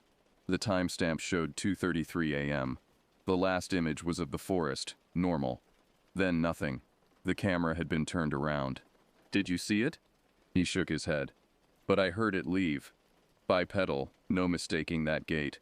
And the smell. Pack up, I told him. You're done here. To his credit, Webb didn't argue. We loaded his gear in the dark, neither of us discussing why we kept checking the tree line. As we prepared to leave, he pulled out a different camera, a small GoPro he'd had inside his tent. I recorded the audio, he said. When it was circling, we listened on the ride back. Footsteps, yes. The deep breathing. But there was something else. Between the sounds of movement, almost inaudible unless you were listening for it. Vocalizations. Not random. Patterned. Like speech, but in a register that made my bones ache. Webb left that morning. He gave me a copy of the audio file and promised to send his analysis once he'd run it through some software at the university. I wasn't holding my breath, but I listened to that recording again in the safety of the station. Slowed it down. Isolated the vocalizations. And I heard something that made me reach for Hendrix's journals again. In one of his final entries, he'd written about finding stick structures, branches woven together in complex patterns deep in the forest. He'd sketched them, noted their locations, but what caught my eye was a margin note, counting system, base 20 like Mayan. Found similar structures at all 7 missing person sites. Getting closer to understanding, I played Webb's audio again. The vocalizations between footsteps. Count them, 20 distinct sounds. Then the pattern repeated. They were counting. Whatever had circled Webb's tent had been counting the cameras, the equipment, maybe even cataloging what they'd found. That level of intelligence, of methodical behavior. I spent the next 3 days visiting Hendrix's stick structure sites.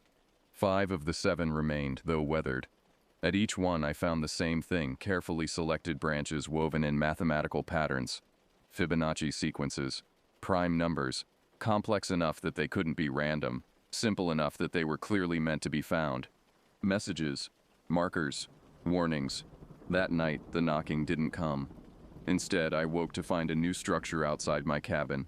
Fresh branches, sap still sticky, woven into a pattern I recognized from my college geometry class. A 3-dimensional representation of a tesseract, a 4-dimensional cube. Whatever was out there wasn't just intelligent, it was trying to communicate. The question was, did I want to understand what it was saying? I started mapping everything. Hendrix's notes, the missing person reports, the knocking incidents, stick structures, even Webb's encounter. I used the station's old topographical maps, pushing pins into locations, connecting them with thread like some conspiracy theorist's fever dream. The pattern emerged slowly. All incidents clustered around specific elevations between 2,800 and 3,400 feet. They followed water sources but avoided established trails. Most importantly, they formed a rough boundary, a territory. I'd been at Station 19 for 5 weeks now, and I was beginning to understand. We weren't managing this forest. We were guests, tolerated as long as we followed unspoken rules. The missing people, they'd all violated those rules somehow, strayed too far from trails, gotten too close to something, except the children. They were always returned. My radio crackled to life one morning, dispatch reporting another missing hiker, Thomas Abernethy, 52, experienced outdoorsman, separated from his hunting party near Xispus River.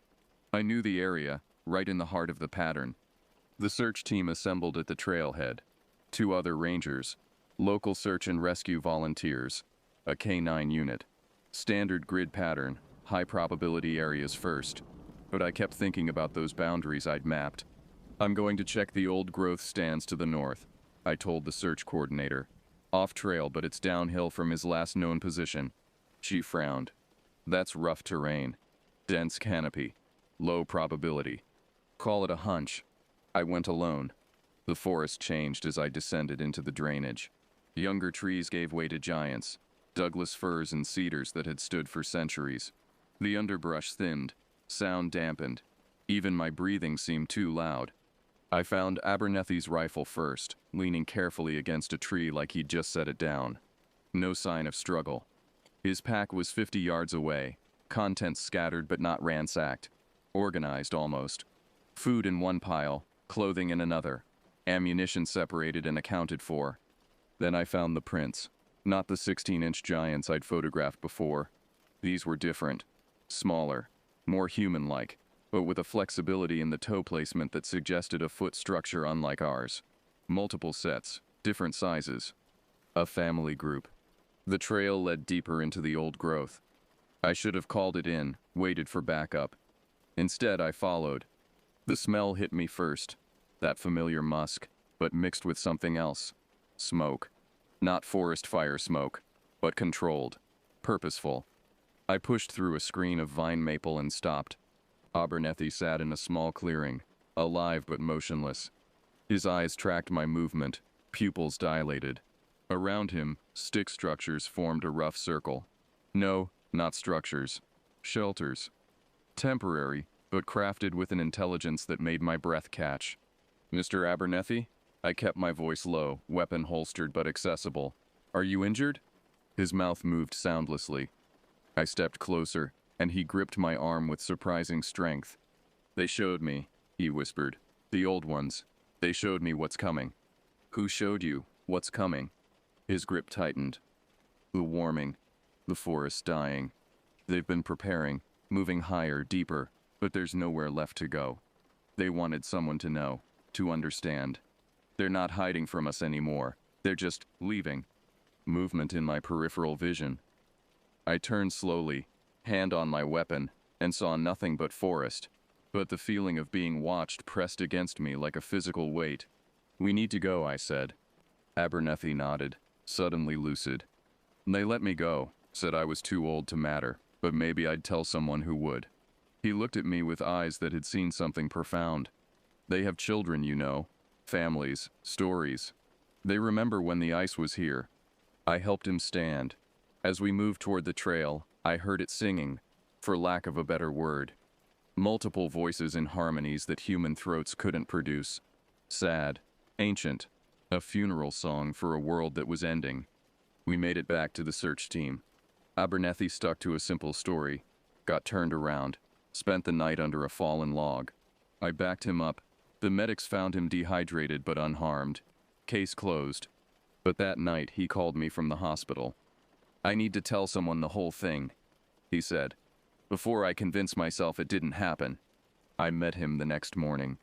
Over bitter hospital coffee, he told me about waking up surrounded by them, tall, covered in hair that was more like fine fur, eyes that reflected light like nocturnal animals but held unmistakable intelligence. They didn't speak, not with words, but somehow he understood. They'd been here first, long before the Cowlitz, before humans crossed the land bridge. They'd survived ice ages, volcanic eruptions, the slow march of civilization by retreating higher, deeper, into places humans couldn't follow. But climate change was different. The old growth was dying, food sources shifting, their children fewer each generation, born smaller, weaker. They wanted a witness, Abernethy said. Someone to know they were real before they're gone. I thought about Maya Chen, carried but returned. The cameras turned backward. The mathematical structures. All attempts at communication with a species that had given up hiding because it had nowhere left to hide. That night I added Abernethy's encounter to my map. The pattern was complete now. Not a territory, or a refugee camp. A last stand. The knocking came just after midnight. But softer now. Almost polite. I opened the door to find a new structure. But this one was different. Not mathematical. A simple stack of stones, each one balanced perfectly. A cairn. A grave marker. A goodbye. Inside I found Hendrix's final logbook, the one I'd missed. His last entry was different from the one left open on his desk. This was his real goodbye. They're leaving. Showed me the paths north, old migration routes their kind have used for millennia. But there's nowhere cold enough anymore. Nowhere remote enough. I've decided to document what I can. If you're reading this, you understand. The knocking isn't a threat. It's a question. Can you keep the secret? Can you buy them time? Even a few more years? I could. I would. But time for what? That was the question that kept me awake, staring at stone cairns in the darkness. The email from Marcus Webb arrived 6 weeks after his encounter. University of Washington letterhead. 3 attachments. His analysis of the audio recordings was thorough. Spectrographic breakdowns, comparison with known primate vocalizations, linguistic pattern analysis. But it was the 3rd attachment that made me close the laptop and pour 3 fingers of whiskey. He'd run the vocalizations through software designed to decode cetacean communication, whale songs, and it had found patterns. Not random, not territorial calls or mating displays. Language, complex grammar structures, recursive elements, concepts that required abstract thinking. His conclusion was academic, cautious. The data suggests a level of cognitive sophistication comparable to great apes, possibly higher. Further study warranted. But his personal note at the bottom was different. Holy shit, they're people. The next morning brought an official visit. A black SUV navigating the Forest Service roads. 2 passengers in suits that screamed federal government. They found me repairing trail markers near Beacon Rock. Ranger, the older one said. No introduction, just a knowing look. We need to discuss your recent reports. They had badges. Department of Interior, but the kind that meant they were from somewhere more specific. We sat in my cabin, them on one side of the table, me on the other. Hendrix's journals between us like evidence. How long have you known? I asked. The younger agent shifted uncomfortably. The older one smiled. Officially, we don't know anything. Officially, there's nothing to know. Unofficially. He gestured at the journals. Since 1969, Skamania County Ordinance was our test case. Make it illegal to kill something that doesn't exist. See if anyone notices the contradiction. And nobody cared. Perfect. It gave us legal framework without acknowledgement. He leaned back. There are 413 of them left in the Pacific Northwest. We estimate. They're hard to count for obvious reasons. Population declining by roughly 3% annually. The number hit like a physical weight. You've always known, I said. The Forest Service has managed this situation for decades. Select rangers. Need-to-know basis. Usually we can run interference for 20-30 years before one figures it out. Hendrix lasted 8. You've done it in 6 weeks. He sounded almost impressed. Why not just tell people? Protected species status. Habitat preservation. You ever seen what happens when we declare critical habitat for spotted owls? The younger agent interrupted. Lawsuits, protests, economic impacts. Now imagine telling rural Washington that Bigfoot is real and needs half the forest. Media circus, trophy hunters, scientists wanting DNA samples. He shook his head. They survived this long because people didn't believe it would kill them. The older agent opened a folder. Satellite photos, migration routes marked in red. They're moving north, have been for a decade. Canada knows they have their own management protocol, but the border's a problem. Can't exactly issue migration papers. So what do you want from me? Your job. Keep people on trails. Misdirect when necessary. Document encounters but file them under wildlife incidents. And if someone gets too close to the truth, like Webb, we'll handle Webb. University funding has a way of drying up. He'll chase other projects. He paused. The children are the hardest part. They always return them. Can't help themselves. Protective instinct stronger than self-preservation. I thought of Maya Chen, the sadness she'd seen in those inhuman eyes. They're dying out. Yes. Simple. Final. We're just trying to make it dignified. They deserve that much. They left me with a secure phone number, a classification code for my reports, and the weight of species-level extinction on my shoulders. I sat in the cabin that night, listening to the forest, understanding finally why the knocking had stopped. They knew I knew. The question had been answered. 3 days later, I hiked to the deepest part of my sector, where even trails didn't reach. I found what I was looking for in a valley carved by glaciers. Caves, hidden by overgrowth, marked by those mathematical structures. I didn't enter, but I sat at a respectful distance and spoke to the forest. I know you're there. I know you understand me. Probably better than I understand you. The words felt foolish, necessary. I'll keep them away, as long as I can. You have my word. Wind through the branches. Nothing more. But when I returned the next week, I found something new. A structure made of woven branches, but incorporating items clearly scavenged from human sources. Wire, cloth, a broken mirror, art. They had made art. Inside the structure, wrapped in cedar bark, was a collection of objects. Hendrix's missing camera memory cards. A logbook I didn't recognize. Older, from a ranger in the 1980s. Photos of children who'd gone missing and been returned, carefully preserved. They were keeping their own records, their own history, documenting their interactions with us as carefully as we documented them. I added my own contribution, printed copies of Webb's analysis, proof that someone had recognized their language, their intelligence. It disappeared within days, replaced by a stone carved with symbols I couldn't interpret.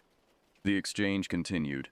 I left books about climate change, human history, anything I thought might help them understand what was happening to their world. They left questions in patterns of stones and sticks, complex ideas reduced to physical form.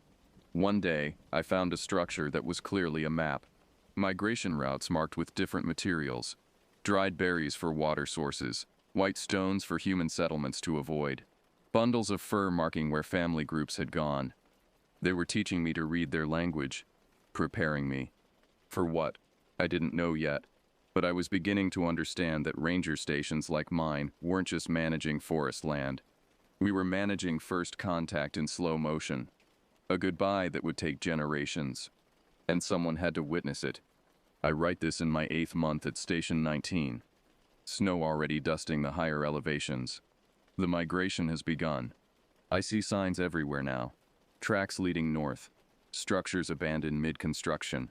Territories that had been occupied for generations standing empty. The forest feels different. Emptier. Like a house after the movers have come. My reports to the Department of Interior have grown thin. Fewer incidents. No new encounters. The suits seem relieved. Nature taking its course, they say. Clean. Quiet. No messy revelations or congressional hearings. But I know better. They're not just leaving. They're orchestrating their own disappearance. Last week, I found a body. Deep in the restricted zone, in a grove of ancient cedars. Not human. One of them. Old, from the gray in its fur and the wear on its teeth. Laid out carefully, surrounded by those stone cairns they'd taught me to read. The stones told a story born before the mountain exploded St. Helens, 1980. I radioed it in using the codes they'd given me. A team arrived within hours. Not Forest Service. They took samples, photos, measurements, treated the body with surprising respect. One of them, a woman with silver hair and sad eyes, touched my shoulder. First one we've recovered intact in 40 years, she said. Usually they handle their own dead. Why leave this one? She looked at the cairns, reading the stories I was just beginning to understand. A message, maybe. Or a gift. Proof we can preserve. Something for museums 100 years from now when we're ready to admit what we lost. They took the body, but I kept finding gifts. Tools made from materials they couldn't possibly have sourced themselves. Steel worked in ways that showed they understood metallurgy. Art that incorporated human trash into profound statements about consumption and waste. They were learning from us, evolving, adapting. Too late. The children still come sometimes. Not many. I realize now how rare births must be. They leave me drawings made with charcoal on bark. Stick figures that might be humans, might be them. No way to tell. Maybe that's the point. 2 nights ago, the knocking returned. Different this time. Rhythmic, almost musical. I opened the door to find not one of them, but a human. Hendrix. He was thin, weathered, but alive. His eyes held that same 1,000-yard stare I'd seen in Abernethy. We sat by my fire, sharing coffee that he touched but didn't drink. I've been with them, he said simply. Documenting. They wanted someone to record their stories from the inside. Traditional anthropology, except I'm studying a people who don't want to be found. The department thinks you're dead. Let them. He pulled out notebooks, dozens of them, wrapped in waterproof material. Everything's here. Language, culture, history. They came across the land bridge before us. Watch the ice retreat. They have names for mountains we've renamed a dozen times. Why give these to me? Because I'm going with the last group. North into territories even we haven't mapped. They've invited me to witness the end. He paused. Or the beginning. They're not sure which it is themselves. He left before dawn, taking nothing but the clothes on his back. I watched him disappear into the tree line, moving with a fluidity that spoke of years traveling their paths. The notebooks are a treasure. Generational stories passed down for millennia. Descriptions of volcanic winters, floods, the first time they saw horses, then guns, then chainsaws. The slow retreat from valleys to hills to mountains. The conscious choice to remain hidden rather than fight a battle they'd already lost. And at the end, hope. Not for themselves. They're too realistic for that. But notes about adaptation, evolution, the possibility that someday when humans are gone, or changed, or wise enough, something like them might emerge again. I found one last structure yesterday. Larger than the others, more complex. It took me hours to understand what I was looking at. A calendar, but spanning centuries. Past events marked in one material, future predictions in another. Climate change, human expansion, resource depletion, all mapped out with frightening accuracy. But there, at the very end, where their predictions stopped, green branches, fresh growth, spring. They weren't just leaving, they were planting seeds, ideas, possibilities, using their final years to ensure something would remain, even if it was just crazy park rangers with notebooks full of impossible stories. The knocking has stopped for good now. The forest is just a forest, trees and animals and trails that need maintaining. I do my job, file reports, help lost hikers, pretend I don't notice the absence that presses against me with every step. But I keep the notebooks, add my own observations, take photos of every structure, every track, every sign they left behind. Someday, when we're ready, when we've earned the right to know what we lost, the evidence will be here. Station 19 is quiet now. Just me and the mountains, and the growing silence. Sometimes, though, when the wind is right and the moon is dark, I swear I can still smell them. Not the defensive musk that scared hikers. Something softer, sadder. The scent of a people saying goodbye.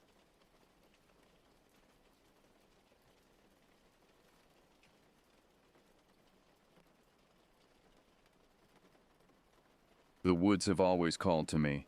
Growing up, I spent countless weekends exploring the vast wilderness of the American Southwest with my father, hiking remote trails, pitching tents under the stars, sitting around crackling campfires swapping stories. He taught me to love and respect the untamed beauty and primal energy of the forest. After he passed away, I found myself drawn to the woods more than ever, as if communing with nature helped me feel close to him again. So when my buddies invited me on a week-long camping and hiking trip in a remote corner of Apache Sitgreaves National Forest, I eagerly agreed. I had no idea that we would come face to face with something straight out of Native American legend, something evil. We arrived at the trailhead by late afternoon. Me, Jeff, Todd, and Mike.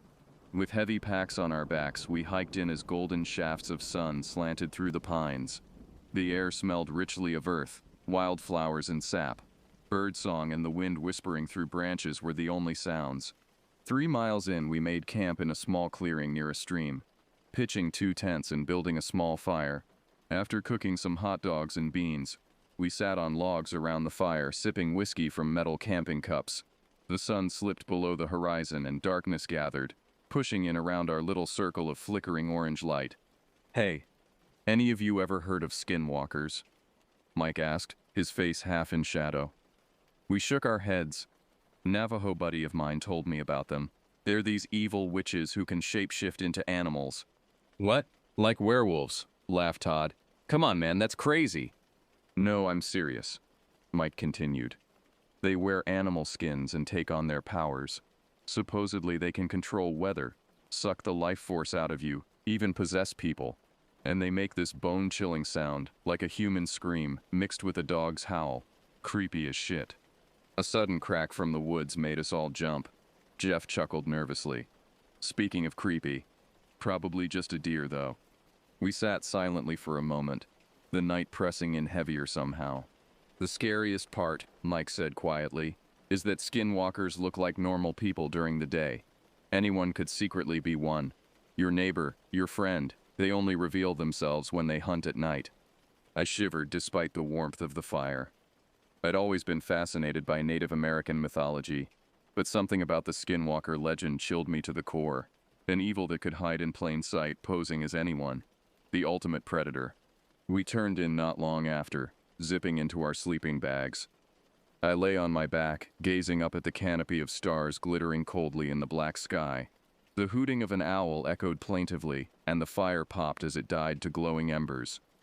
Nestled between Jeff and Todd, I listened to their breathing slow as they drifted off, but I couldn't shake a deep sense of unease. Mike's words echoing in my head. I rarely had trouble sleeping in the wilderness, but now every nighttime sound, the scurrying of small feet, the groaning of trees in the wind, made me start. It was utterly still, but the night felt pregnant with some unspoken menace lying in wait. The icy stars seemed to mock our tiny spark of civilization in the clearing. I pulled my sleeping bag tighter around me. I'm not sure when I finally dropped into an exhausted sleep, but sometime in the depths of night the screaming began. I jolted upright, heart pounding, unsure if I was still in the grips of a nightmare, but the terrified shouting continued outside the tent, accompanied by frenzied rustling. Unzipping my sleeping bag, I grabbed a flashlight and stumbled out into the frigid night air. "What's going on?" I yelled, my breath puffing white. Jeff and Todd emerged wide-eyed from the other tent. "Where's Mike?" Todd asked, his voice cracking with panic. We scanned the campsite, calling his name. No response. Then we saw them. Footprints leading away from his tent into the woods, quickly obscured by swirling eddies of dead leaves. Unease thickened in my gut. I eyed the tree line warily, the beam of my flashlight seeming feeble against the immense darkness. Wind moaned through the branches, sounding almost like an otherworldly voice. "I'm going after him," Jeff declared, zipping up his jacket resolutely. I wanted to urge him to wait until daylight, but worry for Mike overrode my fear. Todd and I grabbed our own flashlights and followed Jeff out of the clearing. Immediately the temperature seemed to plunge as the forest swallowed us. We trudged on, calling for Mike until our throats were hoarse, trying to follow his tracks. An owl screeched and I flinched. The night felt malevolent, as if the forest itself resented our intrusion. My neck prickled with the uncanny sensation of being watched from the shadows. I thought of the skinwalkers and pushed down a shutter. Abruptly, Jeff halted. "Do you hear that?" We held our breath, listening. Wind susurrated through pine needles. And then, drifting from deep within the forest, a long, agonized wail that sounded almost human. Goosebumps erupted down my arms. "Mike," Jeff shouted, crashing through the brush toward the awful sound. We plunged after him, thorny branches scratching my face. My heart rammed against my ribs and blood roared in my ears. The wailing grew louder, then broke off in an abrupt gurgle that sent ice water flooding my veins. We burst into a small glade and stopped dead, recoiling in horror. My scalp tingled as if my hair were standing on end. Mike lay sprawled on the carpet of pine needles, his throat torn open in a glistening red ruin, eyes frozen open in terror. His mangled chest looked as if it had been cracked apart by enormous hands. A cloying coppery scent hung in the frigid air. Jeff made a strangled sound, a choked scream trapped in his throat. Todd bent double and retched. I couldn't tear my gaze away from the rictus of agony twisting our friend's lifeless face. Movement flickered at the edge of my vision. My head jerked up and I gasped, staggering back. There, at the edge of the clearing, crouched a creature out of nightmare. It had the body of a man but moved on all fours with a grotesquely boneless fluidity. Tattered fur clung to its body in patches, as if its skin were composed of animal pelts crudely stitched together. But its face, dear God, its face! The thing stared at us with luminous amber eyes that held no humanity, only a feral hunger. Jaws dripping scarlet, unhinged to reveal jagged teeth. Mike's blood. A snarl bubbled up from its barrel chest, breath steaming in the icy air. It gathered powerful haunches beneath it. "Run!" I screamed. "Run!" We fled blindly, crashing through underbrush in absolute terror. Branches whipped my face and I stumbled over roots, breath sawing. From behind came an ear-splitting howl, a distorted parody of human and animal agony that shattered the night. The baying of the skinwalker.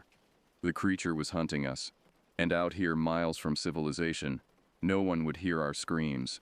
My lungs seared as I sprinted through the black tangle of woods, heedless of direction, knowing only that to stop was to die.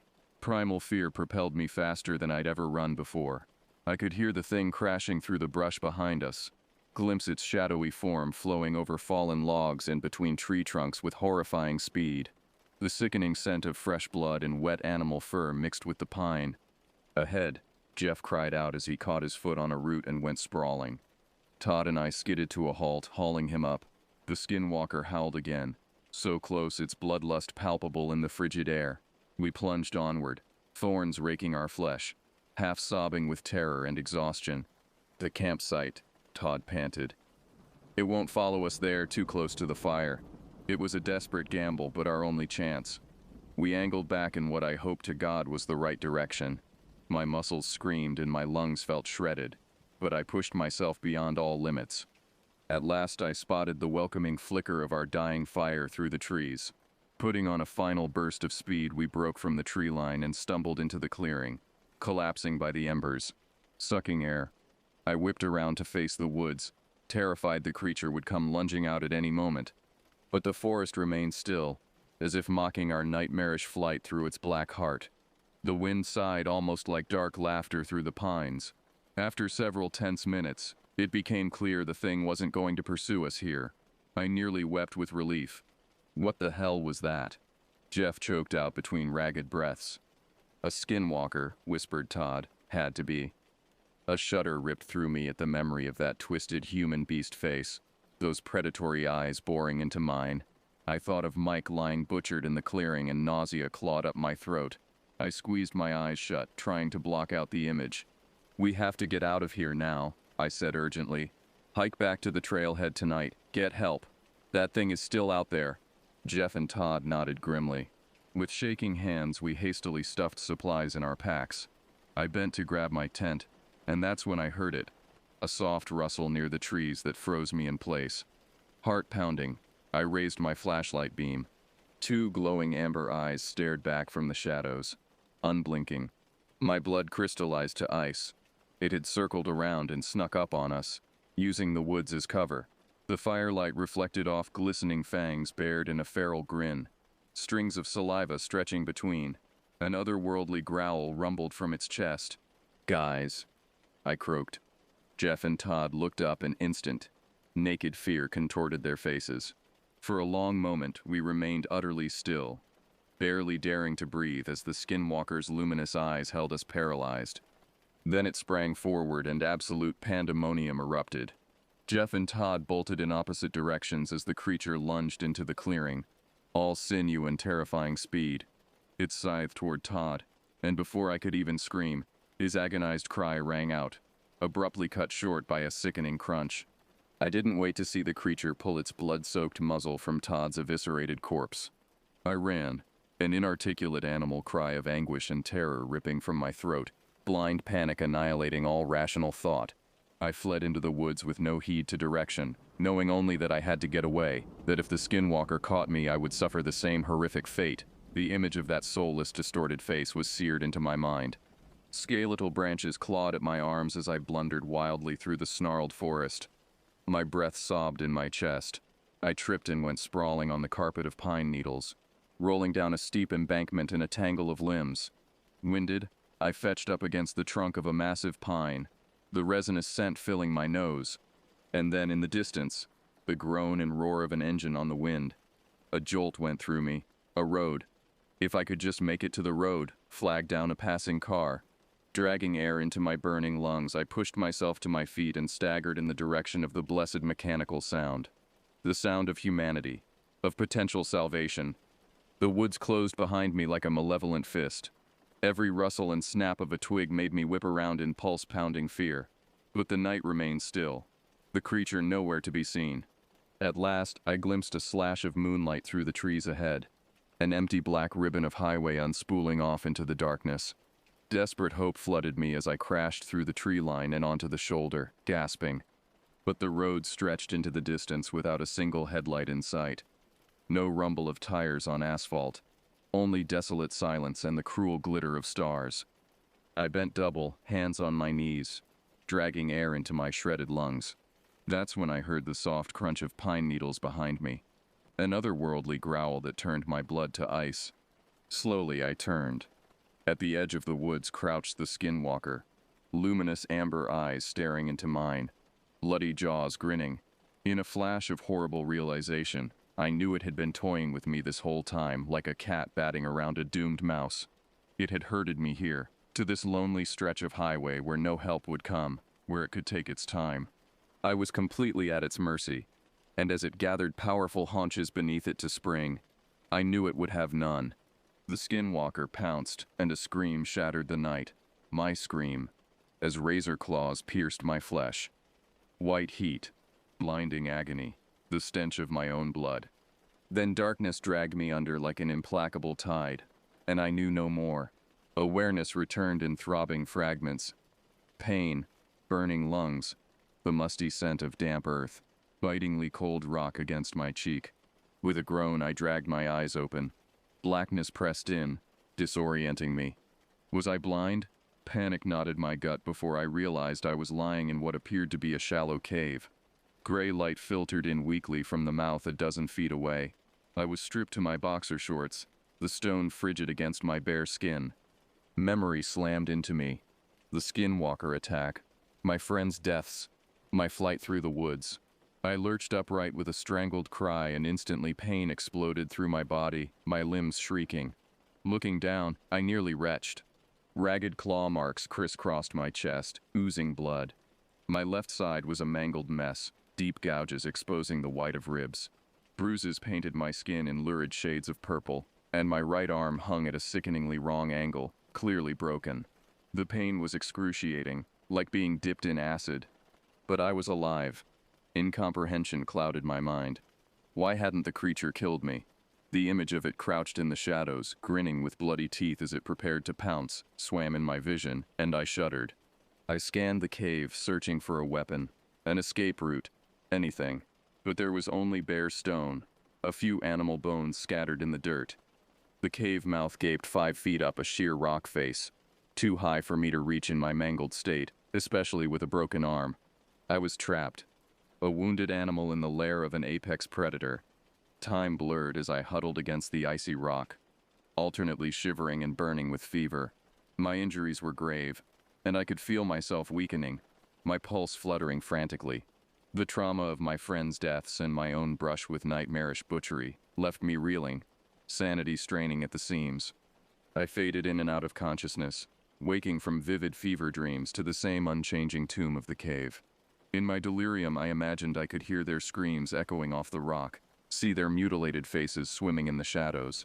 Jeff, Todd, Mike, my best friends in the world, slaughtered. Outside, the light dimmed toward evening, and I tensed. Remembering the skinwalker's nocturnal hunt, I knew it would return with nightfall. Though for what sadistic purpose it had left me alive, I couldn't fathom. My injuries sapped my strength to fight back. I was completely at its mercy. As if summoned by my darkening thoughts, a shadow fell across the cave mouth.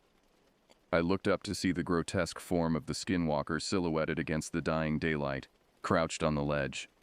Luminous amber eyes bored into mine with a feral intensity that turned my bowels to water.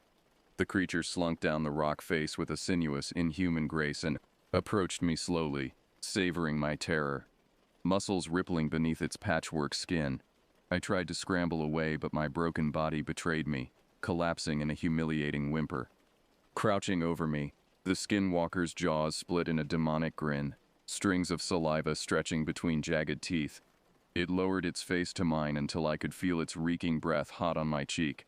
A menacing growl rumbled deep in its chest. Then it spoke, voice a distorted rasp that lifted the hairs on my nape. Prey, caught you. I could only stare in paralyzed horror, my mind struggling to comprehend. This thing could speak? It lifted a twisted hand tipped in talons, and slowly, almost gently, traced the side of my face. I shuddered at the touch, bile rising in my gorge. Prey tries to run. Prey always runs. I always catch. A sibilant hiss, like laughter. No escape. The skinwalker leaned close, yellow eyes glinting with malice. I hold your life now. Your friends died quick. You will die slow, in much pain. Tears leaked from my eyes, hopelessness crashing over me in a drowning wave. It was going to torture me, draw out my suffering for its perverse amusement. A choked sob tore from my throat. The creature placed a single talon over my lips. Shoo! Save screams for later. We have much time. Rising fluidly, it turned toward the cave entrance. Icy dread flooded me as I realized it was leaving, abandoning me once more to this stone tomb with only my pain and the gnawing knowledge of the torment to come. In a final futile spasm of defiance, I croaked, "Why? Why are you doing this?" The skinwalker paused, feral gaze sliding back to me. "Because I can. Because your kind are prey. Deer, rabbit, boy." Its jaws split in that horrible grin. I the hunter, this my forest. With that it slipped from the cave, leaving me shattered on the floor, more alone than I'd ever been. The sun sank and night swelled. In the absolute darkness, the rustle snap of something moving outside the cave echoed like gunshots. I stared sightlessly, every sense straining, knowing my tormentor lurked mere feet away, watching, waiting. The night stretched to an eternity, exhaustion and pain pulling me toward unconsciousness, then jolting me awake in heart-pounding panic. The skinwalker's words echoed endlessly in my battered skull. I imagined my mother, my little sister, my friends, their grief when I failed to return from this camping trip. When the creature did slip back into the cave, I could only muster a dry rattle of fear. It stalked around me, taking its time, prolonging my anguish. I flinched at its rank animal musk, the crackle of joints moving in ways no humans should. It raked a claw down my thigh, splitting skin. Testing. A whimper crawled up my throat as it sniffed the fresh welling blood. Then it sank fangs deep into my shoulder and I howled, thrashing weakly as white-hot agony bolted through my body. The tearing of flesh, splintering of bone. My blood sheeted hot down my chest. The pain was cataclysmic, blasting apart my mind. I could feel the creature shudder in savage ecstasy. It released me, mouth dripping crimson, to collapse brokenly against the stone. "Scream for me, boy," it hissed. "Beg me for death." My vision grayed at the edges, but I bit my lip until I tasted copper, denying the thing its sadistic gratification. Even as my life bled from a dozen wounds, I clung to that last shred of defiance. I would not break. Through the long hours of torment that followed, I retreated deep inside a shell of pain, trying to seal my mind from the indignities inflicted upon my flesh. Time fractured and lost meaning between bouts of excruciation beyond limit. When death at last came for me as pale dawn light crept into the cave, the skinwalker crouched over my ruined body. I felt only numb relief. As it lowered its jaws to my throat, I stared into eyes like pits of amber flame and willed my gaze to show no fear, no pleading, only hatred. Then fangs pierced my jugular in an artery burst of agony, and the void swallowed me whole. They say violent death leaves a stain, a psychic scar upon the world. That night terrors linger, replaying an endless reel of trauma. I believe it. As oblivion peeled back from my consciousness, I found myself once more in the cave, but separate, incorporeal, a shade, empty eye sockets in a fleshless skull. I could only watch in mute horror as the creature fed in savage ecstasy upon my own cooling corpse, worrying loose gobbets of meat.